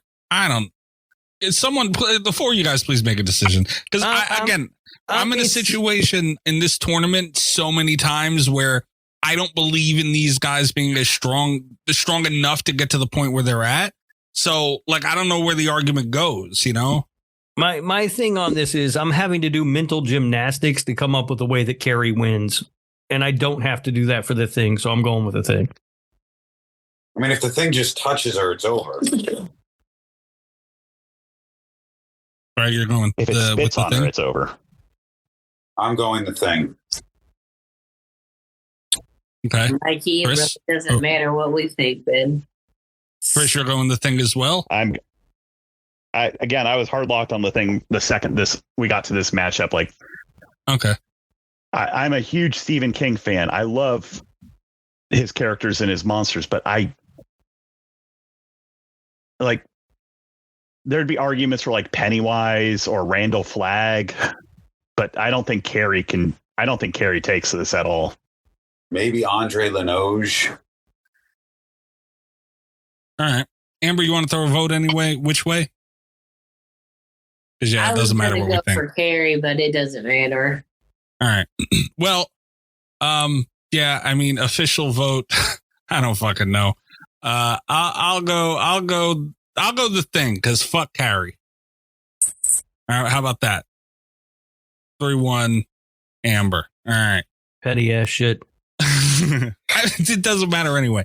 And plus the door thing, I asked my question and I got my answer. Like, that was a big knock for Carrie, but the Thing moves on to the finals of the 2025 Murder Madness, and we have to figure out who he is moving on against with the matchup of Victor Crowley versus Santa from Santa Slay. Go the fuck ahead, Rob. That would be Santa as portrayed by WWE superstar Bill Goldberg in the 2005 comedy horror Christmas classic Santa Slay. Yeah, go ahead. Well, I'm leaning a certain way here, but I'm willing to listen if anybody can change my mind. And this is to determine the winner on the right side of the bracket. Yes, thank you, Greg. Thank you. It's very important. It's Victor Crowley. What is this a fucking discussion? Oh well, Santa can spit fire. I was going to let somebody else take the lead, but if nobody wants to debate first, There's no debate. Essentially, we got to have a discussion, Michael. No, we got put in a position where somebody who shouldn't have been made it this far. I'm on your side. I know you are, but this is the position we're in, though. Is unfortunate. Okay. We got a guy who shouldn't be this far, and now we have to. There's nothing to talk about. I think Victor Crowley deserves to be here, Mikey. You motherfucker. We finally have the first heavyweight bout, and you're just wanting to just pass vote on this without a discussion. No, this is not a heavyweight bout to me. This is essentially two of the biggest monsters in this tournament, and they're both extreme brawlers. This is big boys bumping man meat. No, it's not. This is Braun Strowman versus fucking Andre the Giant. No, it's not. I mean, this could be Braun Strowman versus Bill Goldberg as playing Santa in the 2005 Christmas Horror Classic Santa Slay. As we saw with Bill Goldberg's last real match, no, it's not a real fight if that's the case, because Goldberg sucks as a wrestler. Listen, I need to know how Victor Crowley's going to kill Santa as portrayed by WWE superstar Bill Goldberg in the 2005 he doesn't need a weapon. Christmas Horror Classic Santa Slay. He doesn't need a weapon. So the man-made weapons go out the door because it's going to come down to a fist fight. Well, is it? Or is Santa just going to shoot fire at him? We've seen Victor Crowley walk through fire, as previously mentioned. He survived. Victor Crowley shrugged off a high explosive RPG round. But was it spit at him by Santa, as portrayed by WWE superstar Bill Goldberg in the 2005 Christmas comedy horror classic Santa Slay? I don't think you need to stop doing that. I'm getting them all in right now because, guys, I'm voting for Victor Crowley. Yeah, no shit, you are. Everybody has to. No, it's Crowley. Did you say no, Greg? Absolutely, I said. All right, change my mind, Greg. I'll listen. Okay, I'll listen. All right, I like it. So again, weapons aside, because realistically, I mean, Santa could just lob bombs when he's up in his armored sleigh that Victor can't get to. So we'll rule weapons out because weapons are about equal. We're going to rule size out because they're both about the same size. No, they are not. Who's big? Hold on. Are you really comparing? Hold on. Are you really comparing size-wise that you think Kane Hodder is bigger than Bill Goldberg? No, I am portraying that. I am saying that Victor Crowley is bigger than Bill Goldberg because Victor Crowley had this. The Hatchet movies had more than $20 in a case of Arizona iced tea to make the movies, and Victor Crowley looked incredible and was insanely buff. Yeah, that's not Bill Goldberg. So is Santa. I'm calling him the same size. One, And the armored sleigh argument goes out the door because, again, we've literally watched Victor Crowley teleport behind people while they're being looked at. yeah, except Santa would be up in the air. Victor can't fly. Okay, guys, He can I have teleport, stats. I have stats according to size. Victor Crowley, according to the Hatchet Wiki, is 6'3", 270 pounds. Bill Goldberg is 6'4", 285 pounds. He is bigger than Victor Crowley, But not by much. So roughly. Not by You much. need to fucking stop. The size is about the same. Jesus Christ. The weapons roughly about the same. I just think in a pure, because let's not forget, Santa is also a demon, and there are things that come with being a demon. You get demon powers, which makes demon powers stronger than revenant powers. At least that's how I see it. I have to. Well, that's how I give it to Santa. You say that, but there's been other revenants in many forms of media that are just as powerful, if not more powerful. Like technically, Scorpion from Mortal Kombat is a revenant, and according to Ed Boon, he bodies all. There's Scorpion wouldn't there's be Jason. There's Jason Voorhees. Is a Santa revenant. would beat him too. What? No, he wouldn't. Santa would easily beat Jason. The only Jason that the only Jason that would have a decent fight against Santa is Uber Jason. All the other Jasons lose to Santa, portrayed by WWE superstar Bill Goldberg. Technically, Part 7 Jason in the comic books fights Uber Jason to a standstill. So Undead Jason can still hang with even the strongest and most durable form of Jason. But we're not. It's a fucking discussion. Because discussion needs to be had. In my opinion, this is going to come down to a fist fight. And Crowley's just going to tear him apart because, again, everybody that Crowley gets his hands on is literally torn apart like a wet paper towel. Literally. But Crowley doesn't come up against anybody who's his size.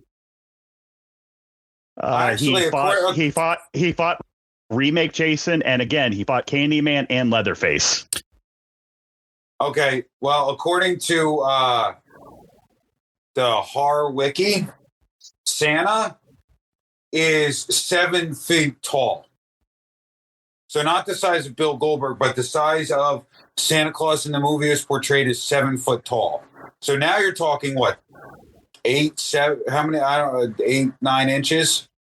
9 inches height difference? That makes a huge difference in a straight brawl. Do you have that button of Kane Hodder talking about how much strength it takes to rip somebody's dick off? I just sent you guys. I don't know. I just sent you guys in our Twitter group chat, and I'll put it up on Patreon too. Fuck it. A picture of Victor Crowley and Bill Goldberg. Do you see the size of Victor Crowley's arms? There's no way, guys. But Victor Crowley physically, literally. But you're sending me a picture of Bill Goldberg, not Santa, as portrayed by WWE superstar Bill Goldberg in the 2005 Christmas comedy horror classic Santa Sleigh. But there were no effects added to him. It's Bill Goldberg in a fucking Santa outfit. That's what I'm saying. Like that is the character and a beard. What different is that? I just sent you guys an image of Bill Goldberg from Santa Sleigh. What difference is that from Bill Goldberg? But Victor Crowley can't spit fire. Victor Crowley can walk through that motherfucker, though. And look at the size of Crowley's head. If he headbutted Bill Goldberg, that dude's skull's going into his torso. He ain't headbutting Bill Goldberg. We've seen him. We've seen him literally rip someone's jaw completely apart. And what are we talking about here? We saw Santa Claus as portrayed by WWE superstar Bill Goldberg in the 2005 Christmas comedy horror classic Santa Sleigh spear a guy through a deli counter. If you try and spear Victor Crowley, you will fall to the ground and he'll be standing up still. We literally saw Victor Crowley kick a table through somebody's skull. Guys, what are we doing here? Amber, please. Levity. I gotta go with Victor Crowley. Thank you, Jesus Christ. This is ridiculous. My This is vote is not officially ridiculous. cast for Santa Claus as portrayed by WWE superstar Bill Goldberg in the 2005 Christmas Comedy Horror Classic, Santa's Sleigh. And yes, my words got jumbled in there somewhere. I'm pretty drunk. Good. This is what you get. Greg, who are you going with? Santa. Jesus Christ. You guys. As portrayed by WWE superstar Bill Goldberg in the 2005 Christmas Holiday Classic, Santa Sleigh. I feel like Greg did that smoother than I did last time. I'll be Why do honest I with you, it's picture kind of a Greg pain has in the that ass written to on a say the note whole card? thing every time. Oh, I can imagine. You should stop doing it. It'd be nice. You guys threw your dignity out the goddamn window for Santa. That's what you guys did. Shameful to both of you. I voted All right. with my conscience, and I know I'll sleep good tonight. Yep. Mm.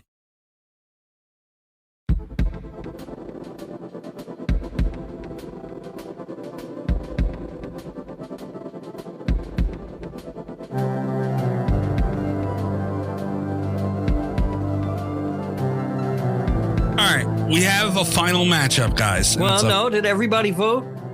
Yeah, it's right. Everybody got everybody's vote. It's 3-2. Victor Crowley moves on. It's 3-2. All right, You You recount. with Greg. You're with Greg. It's time for a recount. Recount all you want. We got a This final is- matchup. This is bullshit. I mean, you just make the Motherfucker. finals easy. Rob, you dragged this motherfucker to the semifinals, and you have the nerve to be mad right Dude, now? he was the only one that could beat the thing because he spits fire. So he was set to win the whole thing. Now it's the thing. The thing wins. Victor Crowley can't beat the fucking thing. I think he does. Nah, You're fucking no wrong. way. He The can't. thing versus Victor Crowley. Let's talk about it then. Finals. Okay. How fucking strong is that vodka and cranberry, Mikey? It's real fucking strong. But no, I honestly, dude, like I look at Victor Crowley, like that motherfucker. And yes, I prefer like characters Jason over Victor Crowley. Like I know it probably hasn't sounded like Victor Crowley as a character isn't that high in my, God, like he's not my Mount Rushmore or nothing. But Well, good still, Lord, you picked him over Candyman and over fucking Santa Claus as portrayed by WWE superstar Bill Goldberg in the 2005 Christmas Horror Classic, Santa's Sleigh. he's out of the tournament. Stop now. I wanted to do it one time clean because I stumbled my words last time. All right, I kind of respect that then, but still don't do it again. Rob's gonna keep saying it until he gets that on a shirt. All right. Yeah, I just see him as a killing machine. Like I see him walking up to the thing and just axing it in full speed. But it doesn't Again, matter. though, he does outside of the gasoline that's needed for his belt sander. While he's strong enough, he's going to rip whatever person the thing's impersonating's arm off. The arm's then going to start running around. The head's going to pop off and start running around. The torso's going to start spawning teeth. I mean, and I think he will destroy all of it. But he can't. That's the thing. He can't destroy it. Crowley is one of the few people that was in this tournament, though. I don't think technically the thing can assimilate. And that's just simply because he's already dead and kind of ghost-like in nature. Well, there were a lot of people that would have. I mean, Candyman would have been the same thing. Candyman was in that same bracket. But I mean, he can't kill the thing. He just can't. He can't destroy it at a molecular level. You have to destroy it I said on a cellular level. Jesus Christ, I'm drunk. Molecular. Now I'm just picturing the thing as a giant robot. Yeah, and now that's something I need. It's the thing. I mean, I don't see any way that Victor Crowley can win. I think he just grabs his axe and cut and that's how I view him. But it doesn't matter. That doesn't kill the thing, is what I'm saying. he can do that all day. It's not going to kill the thing. Right. Okay, but if we're getting technical, we're talking about with a matchup like this. I would envision talking about answering that 10 count, kind of like Chris said, because you can't go Victor Crowley either. Because if you want to get technical, it comes down to a 10 count. But when literally a drop of blood is technically considered alive for the thing, and all Victor Crowley does is spread blood everywhere. But what does it do at that point? Say my argument goes through, right? Like he just chops him to bits and shreds. Okay. And there's just a pile of guts and blood. What happens then? Okay, Mikey. We've literally seen the thing form tentacles out of the blood, and now you're forcing me to do it again. The thing's just going to finger pop Victor's asshole. God damn it! I don't know. And Revenant or not, you don't want that to happen. I don't care what kind of ghost you are, how strong a ghost you are. You do not want a tentacle in your asshole. I'm willing to hear. Honestly, I am. But like, that's just what I vision. He will chop until there is no more to chop. And if something pops up out of the ground, he will chop. And if Victor was ever shown using, and the only reason he would even come up in the Crowley universe is because everything there seems to run on the rule of cool. So if Crowley was ever shown using a flamethrower that never ran out of fuel, maybe. But his tools are hatchets, a belt sander, a chainsaw, and several axes. That's not going to be enough to kill the thing. Greg, where are you with this? I mean, hell, let's give him the plane engine from Crowley. Like, even still, all that's going to do is make a ton of tiny things until they reform into the kaiju form that was seen. I don't see any way that Crowley beats him. I don't see any way that, like, the thing could just open up the ground deep enough where Crowley is stuck halfway, and then the thing just tentacles his brain. Amber? The brutality that Victor Crowley brings is phenomenal. It really and truly is. He's been shot at. He's been, he's gone through it all. But it's hard to kind of figure out, because the thing is just that, a thing. And I think no matter how much he cuts him up or anything like that, the thing will always pull itself together. I don't think it could be able to really destroy Victor Crowley because he's dead. There's no cells that thing could steal from him to regenerate from him. He's irreverent. And I mean, let's argue the point that because we've seen Crowley get shot in the face of a shotgun and then get up like 4 seconds later. Yeah. Literally from Hatchet 1 and 2. So technically, even if you destroyed his head, he could technically come back. But the thing does have a win condition that doesn't even require him to kill Crowley. He just has to survive until sunup.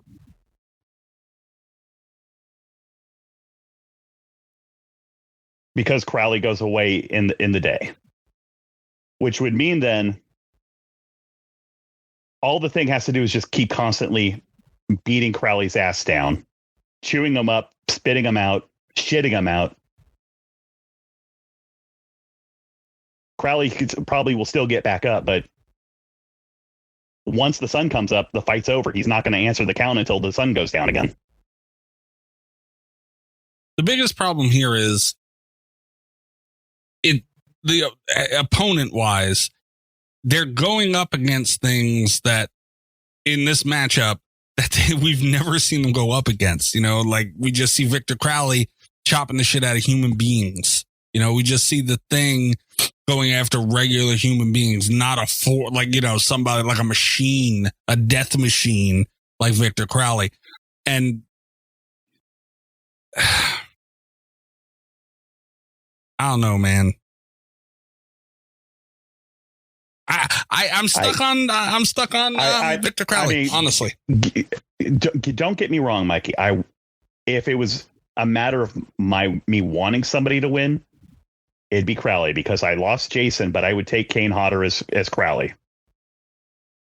I just can't think of a scenario that Crowley wins this, that he can put the thing down permanently or even putting it down long enough for the 10 count. I think he can, man. Because I mean, even if Crowley splits his head with an axe, we've literally seen the thing split its body in half to turn into a gaping maw of teeth. Like, splitting itself in half is just a Tuesday to it. Rob, you're firm on the thing? That sounds fucking awful. Yeah, my thing is firm and solid. Did you guys know Rob got sucked off 5 times last night? 6 times. 6 times? Yeah, 6 times? Yeah. My God, your vacuum must be tired. It was a good night. We played Pummel Party. Rob had he didn't win, but he was the winner. You know what I'm saying? Rob must look like one of those when she won't stop sucking memes. Am I the only one going Victor Crowley here? No. No, Amber? I'm with you. All right. So I'm going Victor Crowley for sure. Rob, you're confirmed Victor Crowley. No, I'm sorry, the thing. The thing. Right. Okay. And Amber, you said Victor Crowley. Chris, your vote goes to Victor Crowley. I'm sorry. No, why did I just say Victor Crowley? Okay. So to reiterate, because I'm drunk. To skew the vote. I'm not. To reiterate, because I'm drunk. We have. Lord, talk about stop the steal. I told you this triggers. I don't know why you guys think I play about stuff. I made a mistake. I'm taking accountability here. We have 2 votes for the thing, being Rob and Chris, and 2 votes for Victor Crowley, Amber and I. Oh, fuck. Greg has to decide. I should have picked a different order. All right, Greg, you are the final vote for the finals of Murder Madness. And we have a tie here. You're the tiebreaker. You're the peanut gallery tiebreaker here, I guess. I mean, what are you doing, man? My decision was made once you had Crowley beat Santa Claus as portrayed by WWE superstar Bill Goldberg in the 2005 Christmas Horror Classic, Santa Sleigh. It's the thing. The thing wins. There's no way that Crowley even matches up. It's a huge victory. It's a landslide for the thing. That's insanity. But all right, the thing wins the 2025. What I love about Greg is he found a way to work it in one last time, because I was over here trying to think of some way to do it, and then he just did it, and that worked out nice. I hate you both. So the thing wins Murder Madness. For the Lord Humphrey Cup. Congratulations to the Lord thing. Humphrey Cup. Bow, bow, bow, bow, bow. Yeah, this might be the final fight. I don't know if I can do this shit again. Well, Mikey, there's a real simple solution, right? What you do is you can do this every year, right? Make it a protagonist bracket every year, and just whoever wins cannot go back in. They get retired. So this year, the thing is retired, never to come back. Also, no ghosts and no sharks. Yeah, and no Demogorgons too, apparently. Yeah, no goddamn Demogorgons. And no Negans. No TV shows. We could have. One thing that I think going through this time around was, had we not finalized the field with 6 minutes to go before recording time, had we spent a little more time and tried to knock out a lot of this sort of supernatural and all this other kind of bullshit and just kind of gone more straight human killers, I think it maybe would have been a little bit more fun. Yeah, but remember we talked about that. I know, but I thought including them would be a lot of fun. It would mix it up a little bit, but honestly, it just kind of makes it kind of a pain in the ass. The matchups are weird. They're very, very weird. Yeah. And I do think the hard and fast rule has to be no sharks. Sharks are fucking pain in the ass. I mean, it was fun having Santa Jaws around, but you know. And no Onryus, like, because you can't really kill Samara and Kyaku. That's why they're not here. That was a late decision, but yeah, it's not a knock on the characters or the movies even so much. I knock on those movies all day long. Fuck them. Oh, me too. But I'm just saying, like, it has nothing to do with that. But other than it's just really hard to talk about some of the shit. It gets real difficult when you're mixing things up like that. Like, you know, it's just, and also, I mean, some of the stuff is just like, you know, something that's unkillable. That's no fun to have in the tournament, really. You know, like, I mean, I still think that had we come up with somebody who had some sort of fire ability or whatever, they could have beaten the thing, and I would have been okay with that. But I mean, that's really the only way you're getting rid of it. And the wheel determines the matchups in the first round and really sets the course for the rest of the tournament. And it just didn't happen. I mean, yeah, it's hard. It's hard. But you know what? In a way, in a very stretched, hard to see deep down into another world way, I kind of wouldn't change it too much, you know, like, because it makes it unique. Because I see a lot of tournaments, they seed things and what's fair, and you know, sometimes it is good for it to be a little unfair, you know, like the insanity of the matchups does make it fun, but it truly is, because think of all the names that have to come out. Freddy Krueger has to go, you know, like a lot of Jason's lore kind of has to be altered, or you know what I mean? Like, it's just Victor Crowley wouldn't be here. There's a lot of things that wouldn't be. For Jason, you would have to pick a singular Jason, or you do what you did with the Rumble, and you have Undead and Uber Jason, and possibly they go up against each other and with the wheel. Only 100 people know what you're talking about right now. Yeah, right. It's true. But, and you know, honestly, maybe we should think about doing that, because maybe Jason will fucking get somewhere in these goddamn tournaments if we had two of them. They stand a better chance. Who knows? Although the wheel would just give us the both of them in the first round or something. You know, that's another thing. That wheel's a son of a bitch and led to a lot of these matchups. It knew what it was doing. It has a brain, the wheel. It's evil. Yeah. That stuff. This year, it got rid of all the jobbers right off the bat. Kinda.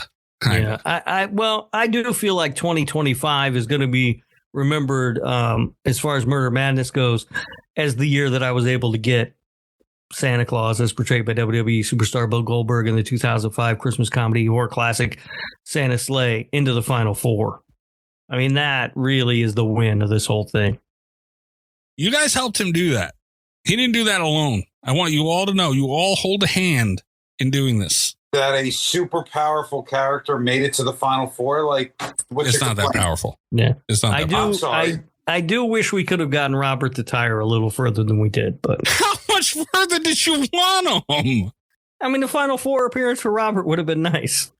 For who, Rob? Other than you, who? He's a beloved horror icon. All right. Well, thank God this fucking tournament is over.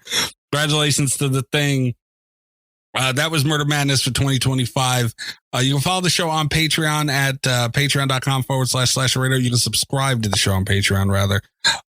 Extra show every week and ad-free shows, all the images for the shows, tiers with merch, all those things over at Patreon. You can also follow us on YouTube, TikTok, Blue Sky, Twitter. I think that's it. I don't know. We got a link tree. Yeah. Yeah. Go to the link tree and just click follow on fucking everything. And that'll help you out a lot. Next week is a Patreon pick. So the patrons will be picking our movie topic. We have no say so in the matter. They nominate and vote.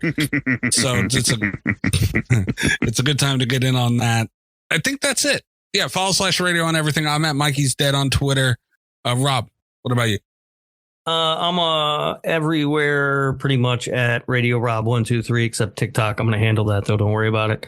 And you can listen to the other show that I do, the Nick fucking Woo Cagecast. That is Nick effing Woo Cagecast in your podcast players. And I'm too drunk to remember what episode we got coming up, but there'll be one eventually. Fair enough. All right. Chris, Greg, Amber, thank you very much for joining us.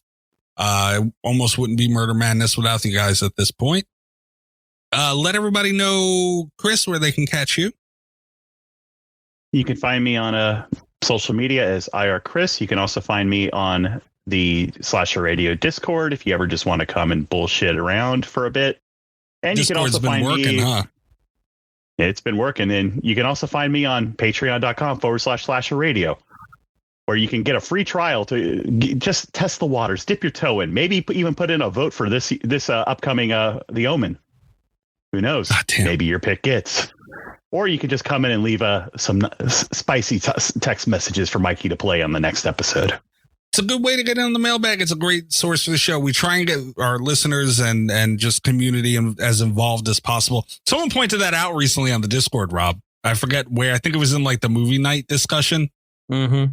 We have those every week on Discord as well. They were just like the banter back and forth and everything going on here is kind of more important than anything else. And kind of. Well, they all love the movie night discussion where I get screwed every single week. You got to watch Slither this week. What's wrong? I nominated Amityville Shark House. But you don't get to. There's a voting process that happens after that. You don't get to just said repeatedly I should just get to pick the movie. Nobody ever votes for my movies, and you don't put up all the movies. You don't even put the movies sometimes in the voting that I nominate. Because you sent 2 movies. What do you want me to do? You don't get 2 votes. You're trying to stuff the ballots now. Look at you. I got hosed when I tried to offer the Mexican Child's Play movie. Oh dear God. Greg, Amber, thank you very much for joining us, guys. Let everybody know where they can find you guys. I am known as Blaze on TikTok, and that's Blazing Dawn 202. Okay, Gregory. And I can also be found on TikTok at Darth Gregor, where I'm just doing horror movie reviews. But the kicker is the movie has to have come out, has to have been released on that date. Nice. Yep, and he does live streams every Saturday night. You can usually catch me in there too. Yes. Yeah, I do. Yes. I do. This week was going over today we went over a list from some website of the top 150 horror movies of the 20th century. So anything before 2000. And it was it's a very interesting list. I'll say that. Nice. Any update on the weird food stuff, by the way, guys? Not as of yet, but okay. But honestly, it'll probably get moved to a Sunday. I only did it on Wednesday, just mainly because I wasn't working Wednesdays. Because I hate working Wednesdays. It's the worst day to work. But now I have to work Wednesdays, so I'll probably move it to like a Sunday. And then I just have to find a correlating name that works for it to sound Sunday. Come up with a good name for that. And also, might I suggest Mustache Mondays? Ooh, yeah. Where you do your horror movie thing in a screaming Sicilian mustache. If I can ever find any screaming Sicilians, so this way I can have the mustache. Now, Greg, I know Mikey wants weird food back, but hear me out. How about a gabagool food review? No, gabagool is delicious. So, it's always going to be a positive review. Like, this gabagool is one of the best Italian meats you can get your hand on. It's not the best. It is not. No, it's prosciutto. Oh, absolutely not. It's prosciutto. Prosciutto and fresh mozzarella on a nice long roll. Perfect. Questionable. All right. Patreon pick next week, guys. Good night from Slasher Radio.